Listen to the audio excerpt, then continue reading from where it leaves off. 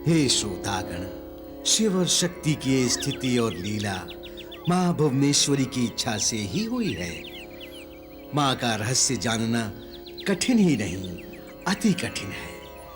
ब्रह्मा जी ने जब दक्ष को प्रजापति पद प्रदान किया, तब से उनकी मति भ्रमित हो गई। सर्वविदित है कि प्रतिष्ठा गर्व की जननी है। वर्षों पश्चात प्रयाग में जब दक्ष ने यज्ञ करने का विचार किया, यज्ञ में भाग लेने के लिए श्री हरि विष्णु जी, ब्रह्मा जी, नारद आदि देवतागण जब प्रयाग में पहुंचे थे, तब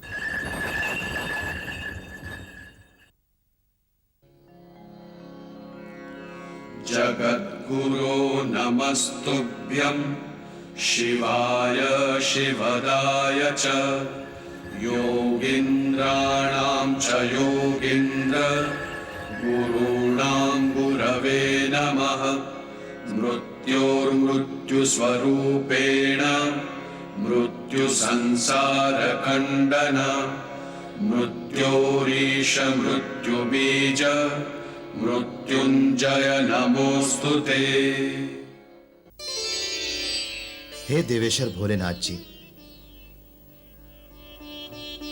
दक्ष प्रजापति के इस यज्ञ में आकर आपने हम पर अनुग्रह करते हुए यज्ञ की शोभा बढ़ाई है। हे धर्म रक्षक प्रजापति दक्ष, आपका स्वागत है।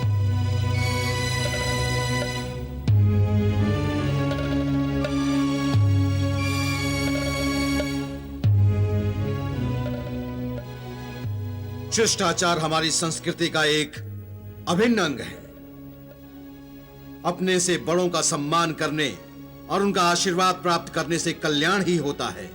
मेरा स्पष्ट संकेत अपने अशिष्ट जमाता शिव की ओर है, जिसने यहां आकर बड़ों की मान मर्यादा का ध्यान रखने की आवश्यकता ही नहीं समझी। भूत प्रेत और पिशाचों के साथ रहने वालों से आशा करना भी व्यर्थ है। पर इस अहंकारी ने नीति विरुद्ध कार्य किया है। अतः मैं श्राप देता हूं कि यज्ञ के इस शुभ कार्य में शिव का भाग नहीं रखा जाएगा। अनर्थ, शिव जी को श्राप, अब क्या होगा? विलय होगी। देवादिदेव शिव जी के मूल स्वरूप को तुम भूल गए दक्ष। ये तुम्हारी पुत्री सती रानी के पति हैं। ये तुम्हें प्रणाम करें तो तुम्हें पाप नहीं लगेगा। तुमने इन्हें श्राप दिया है, अब मैं तुम्हें श्राप देता हूं। जिस मुख से तुमने शिव निंदा की है, वो मुख तेरा जाता रहे। मुझे श्राप दिया? चिंता ना करें प्रजापति, नंदी तो पशु है, उसका शाप क्या फलित होगा? क्या मेरा श्राप फलित नहीं होगा? शांत नंदी, अपने क्रोध को शांत करो। दक्ष प्रजापति ने मुझे कोई श्राप नहीं दिया। उन्होंने तो भावी में जो घटना घटने वाली है, अज्ञान में उसका द्वार ही खोला है। अतः क्रोध का कोई कारण नहीं। यह सब तो माया का विकार है। हे देवों, हे वेदज्ञ ऋषियों और ब्राह्मणों, वेदों को अपौरुषेय वाणी और मंत्र कहा गया है। इदम या परमेष्टनी वाग देवी ब्रह्म संशिता। वाणी में अद्भुत सामर्थ्य है।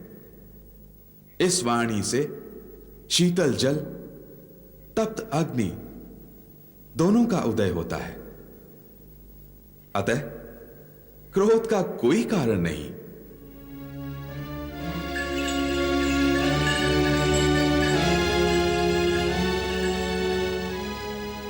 आज यज्ञ नहीं होगा। सखी, न जाने क्यों मुझे कुछ अमंगल होने की आशंका हो रही है। सर्वथा असंभव, सर्वशक्तिमान शिव जी और आप जैसी महादेवी का संपूर्ण जीवन व वातावरण मंगलमय है। फिर ये आशंका कैसी देवी? देवाधिदेव आ रहे हैं।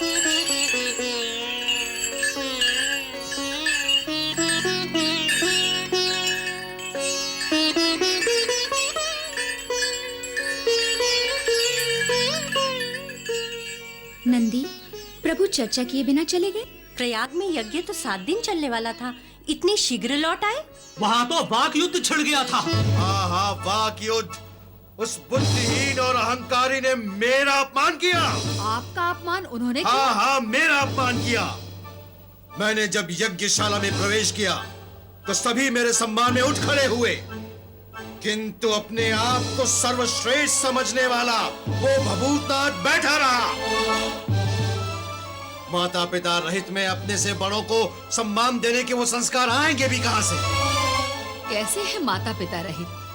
कैसे भूलते हैं आप कि माँ भुवनेश्वरी ने आपके पिता ब्रह्मा, वैकुंठनाथ विष्णु और शिव जी की उत्पत्ति की थी। वे आपसे बड़े हैं। अपनी पुत्री सती के सुख दुख का विचार तो करना चाहिए था आपको। वो जब से ब्याही है तब से मैंने उसका मुख तक नहीं देखा। अब उसकी कोई आवश्यकता भी नहीं है। भूल जाओ कि सती तुम्हारी पुत्री थी। भूल जाऊं? माँ होकर अपनी पुत्री को भूल जाऊं? बचपन से युवावस्था तक जिसे छाती से लगाकर लाड़ लड़ाया, उसे भूल जाऊं? उसे भूलने के लिए कहते हैं आप? आप भी तो ब्रह्मा जी के मानस पुत्र हो। आपकी भी माँ न थी तो माँ के वात्सल्य को आप कैसे जानोगे? अब तुम मेरा जीवन चरित्र बखानने लगी। सुन लो, मेरा निश्चय अडिग है। हमारा शिव और सती के साथ कोई संबंध नहीं है। नहीं, सती मेरी बच्ची है। नमो ब्रह्म स्वरूपाय सती प्राणपराय च नमस्याय च पूजाय हृदाधाराय ते नमः। सौभाग्यशाली भव। कहो। स्वामी, आप अंतर्यामी हैं। आप जानते ही हैं पिताजी ने कनखल में यज्ञ आरंभ किया है। हाँ, जानते हैं। ब्रह्मा जी, विष्णु जी तथा इंद्र आदि देवगणों को आकाश मार्ग से जाते देखा है। प्रभु, मेरी प्रार्थना है कि आप भी यज्ञ में उपस्थित होकर तथा मुझे साथ लेकर यज्ञ को पवित्र करें। नहीं देवी, वहां जाने का मेरा मन नहीं है। कारण? हमें बैर भाव के कारण निमंत्रण नहीं भेजा और अपमान किया है, और बिना निमंत्रण जाना उचित नहीं। किंतु स्वामी, धर्मशास्त्र कहते हैं कि पिता, गुरु, स्वामी और मित्र के घर बिना निमंत्रण भी जा सकते हैं। यह स्थिति बैर भाव ना होने पर विचार ली जाती है। बैर भाव होने के उपरांत बिना निमंत्रण जाने पर केवल लोक निंदा ही नहीं होती, प्रतियुक्त मृत्यु तुल्य पीड़ा भोगनी पड़ती है। अतः नीति यही कहती है कि तुम भी न जाओ। किंतु पिताश्री ने नीति पर ध्यान नहीं दिया। आप तो तीनों लोक के स्वामी हैं। सभी देवता आपका स्मरण करते हैं। आप स्वयं यज्ञ रूप और यज्ञ के फल स्वरूप हैं।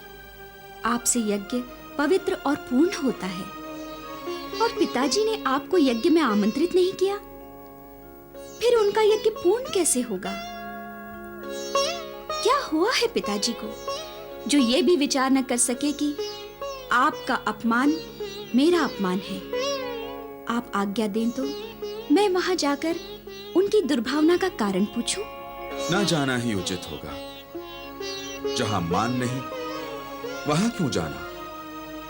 वैसे मैंने अपमान को भुला ही दिया है। किंतु मैं अपने स्वामी का अपमान कैसे भुला सकती हूँ? आपके अपमान से मुझे जो पीड़ा हो रही है, मैं उसका निवारण करना चाहती हूँ। तुम्हारी यही इच्छा है तो तुम जाओ, किंतु नंदी और अन्य गणों को साथ लेकर जाना। स्वस्ति न इंद्रो वृद्धश्रवाः स्वस्ति न पूषा विश्ववेदाः स्वस्ति नस्तार्क्ष्यो अरिष्टनेमिः स्वस्ति नो बृहस्पतिर्दधातु ओम शांति शांति शांति। सती, सती, सती।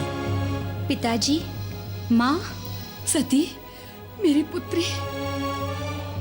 बहन रोहिणी, देखा तुमने? सती आमंत्रण के बिना ही चली आई। ऐसे आने से क्या मान हानि नहीं होती? मान हानि तो उनकी होती है जिन्हें मान और हानि का ज्ञान हो। मान हानि सहन करने से तो मृत्यु का वरण करना उचित है। सती, मेरी लाडली, मेरी पुत्री, ब्याह के पश्चात आज तो आई है? ये लाड़ प्यार करने का अवसर नहीं है। यज्ञ के अन्य अनेक कार्य अभी शेष हैं। आओ, यहाँ आओ। किंतु वर्षों के पश्चात मेरी पुत्री आई है। क्यों आई है? किसने बुलाया है इसे? क्या पिता होकर पुत्री से कह रहे हैं क्यों आई है? किसने बुलाया है? पुत्री को अपने माता पिता के घर आने के लिए कारण की आवश्यकता होती है क्या? दुर्भावना आपके मन में इतनी गहरी उतर गई है कि आपने देवाधिदेव को निमंत्रित तक नहीं दिया, उनका अपमान किया। जिस शिव स्वामी से तीनों लोक और यज्ञ पवित्र होते हैं, उनका अपमान कर डाला। तीनों लोग पवित्र नहीं, उसकी उपस्थिति से यज्ञ भ्रष्ट व अपवित्र हो जाते हैं। अत्यंत दुख के साथ मुझे कहना पड़ रहा है कि भ्रष्ट आपकी मति हो गई है।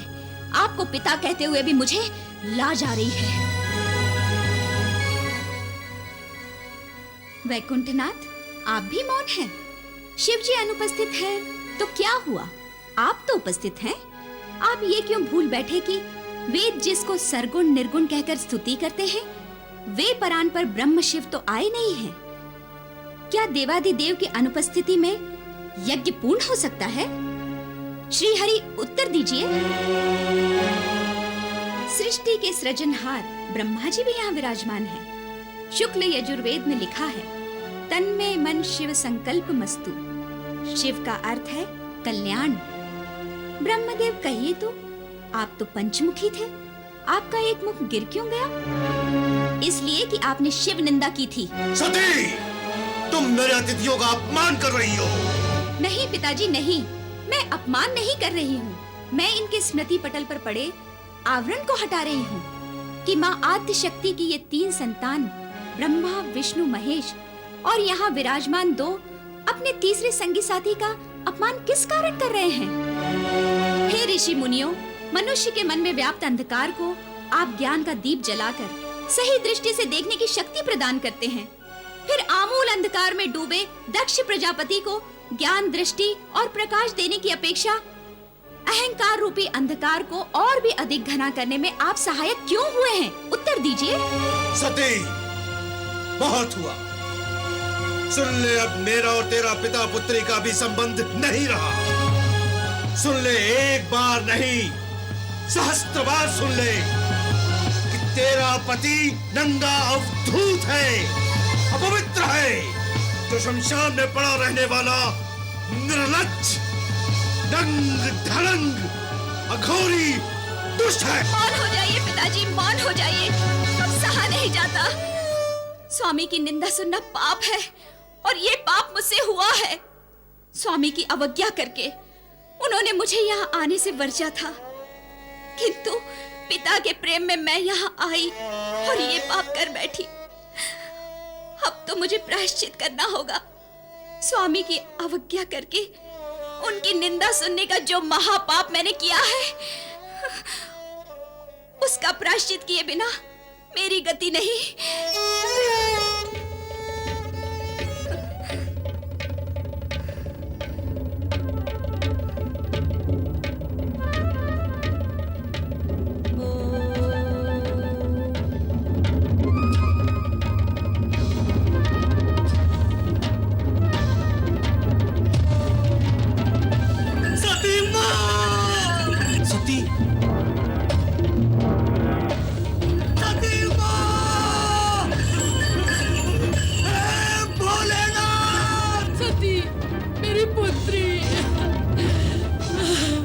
क्षमा करना, तुम्हारे पिता के क्रोध के कारण हम तुम्हारी कोई सहायता न कर सके।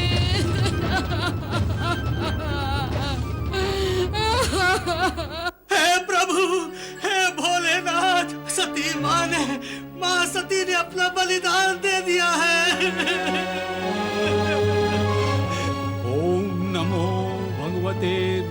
रुद्राय। प्रभु, आपका अपमान सती रानी से सहन नहीं हुआ। पति निंदा सुनने के पाप का प्रायश्चित करने के लिए उन्होंने सत अग्नि का आह्वान किया और अब उसमें जल रही हैं। ऐसा अपमान हुआ, ऐसी दुखद स्थिति आई और ब्रह्मा जी विष्णु जी मौन बैठे रहे। ऐसी अनीति कैसे हुई? माया का कुछ ऐसा प्रसार हुआ कि उसने सभी को जड़ बना दिया। जो कुछ घट रहा था बस सब उसको देखते रह गए। किंतु परमदेव, दोषी को तो दंड मिलना ही चाहिए। वेदों के नियमानुसार दक्ष यदि दंडित नहीं होता है तो वेदों के प्रति इस संसार की आस्था ही नहीं रहेगी। फिर भी आप जैसा उचित समझें करें। मैं रुद्र हूं, प्रलयंकर हूं। हाँ!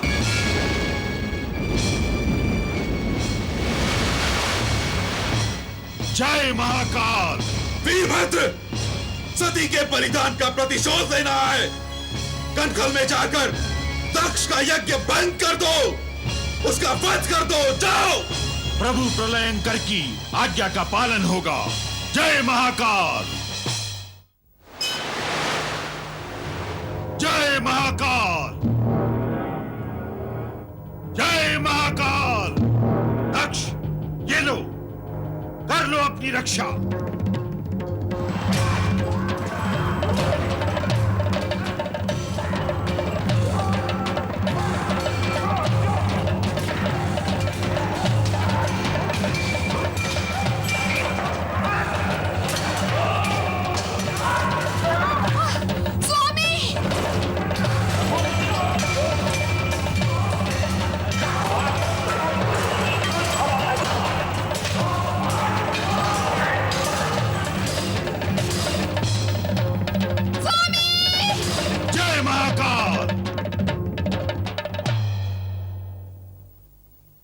सर्वनाश, विध्वंस, प्रलय।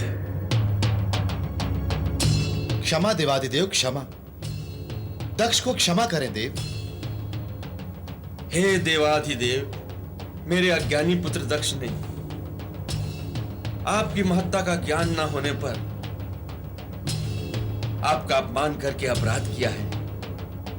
किंतु सती के बलिदान का प्रायश्चित कौन करेगा? प्रायश्चित नहीं देव, दंड।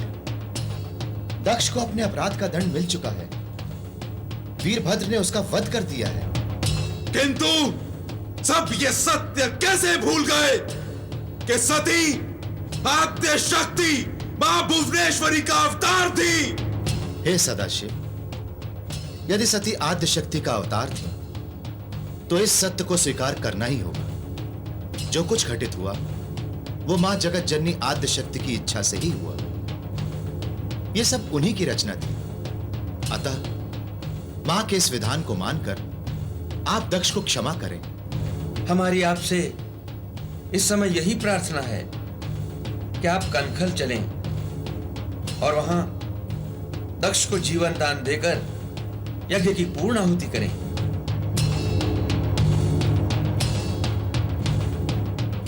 एवं अस्तु। हे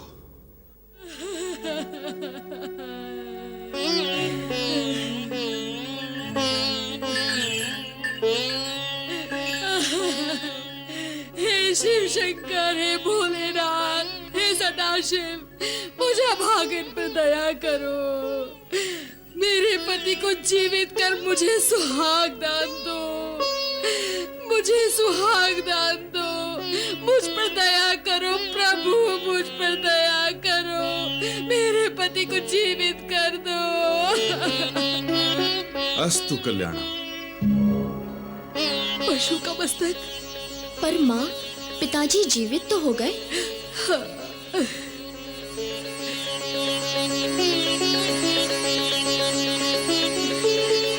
स्वामी।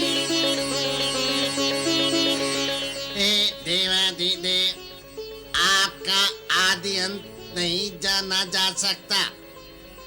मैं मूढ़ हूँ, अपराधी हूँ। जिस प्रकार कृपा कर आपने मुझ पापी को जीवन दान दिया है, उसी प्रकार यज्ञ पूर्ण करने की आज्ञा देकर इस यज्ञ कार्य को भी जीवंत करें। दया निधान। हे प्रजापति, अपूर्ण यज्ञ से अग्निदेव का अपमान होता है। सत्य तो तुमने जान ही लिया है कि अपमान करने वाले को भयंकर पीड़ा भोगनी पड़ती है। अतः यज्ञ को पूर्ण करें और यज्ञ का पूर्ण फल तुम्हें प्राप्त हो, यह मेरा आशीर्वाद है।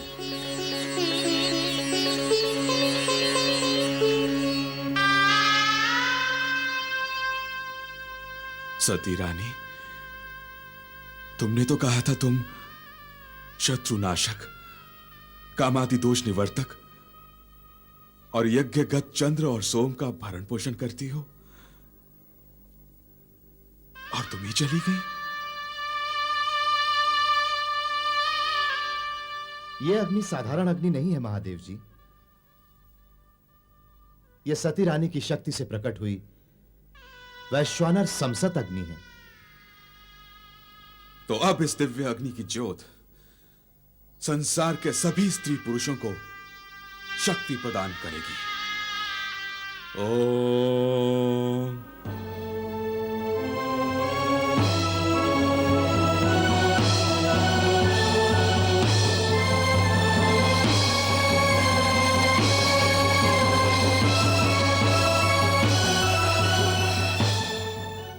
शक्ति देवी मां की जय। शिव जी सजल नेत्रों से मां सती रानी का जलता हुआ शरीर लेकर निकले और आकाश मार्ग से गमन करते हुए जलती हुई मां के शरीर के विभिन्न टुकड़े पृथ्वी पर जहां जहां गिरे उन विभिन्न स्थानों को शक्तिपीठ कहते हैं।